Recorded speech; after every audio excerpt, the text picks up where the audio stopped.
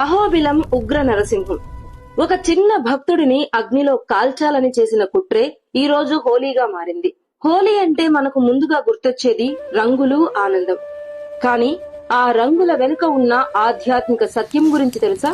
సత్యయుగంలో హిరణ్యకశిపుడు అనే అసుర చక్రవర్తి తనను తానే దేవుడుగా ప్రకటించుకున్నప్పుడు తన కొడుకు ప్రహ్లాదుడు మాత్రం నారాయణుడే పరమాత్మ అని నమ్మాడు. రాజ్యాన్ని, శక్తిని, మరణ భయాన్ని కూడా అతని భక్తి కదిలించలేకపోయాయి. విషమిచ్చిన, పర్వతం మీద నుంచి తోసిన, ఏనుగులతో తొక్కించిన, పాములతో చుట్టించిన ప్రతి ప్రయత్నంలో అధర్మం ఓడిపోయింది. చివరికి హిరణ్యకశిపుడు తన చెల్లి హోలికను పిలిచాడు. అగ్నిలో కాలకుండా వరం పొందిన ఆమె ఒడిలో ప్రహ్లాదుడిని కూర్చోబెట్టి మంటల్లో దహనం చెయ్యాలని కుట్ర పన్నాడు. అగ్ని రగిలింది, అహంకారం నవ్వింది. కాని ధర్మం మౌనంగా నిలిచింది. కొన్ని క్షణాల తర్వాత కాలింది హోలిక, బ్రతికింది భక్తి. అదే రోజు మనం ఈ రోజు హోలీగా గుర్తు చేసుకుంటున్న పవిత్ర క్షణం.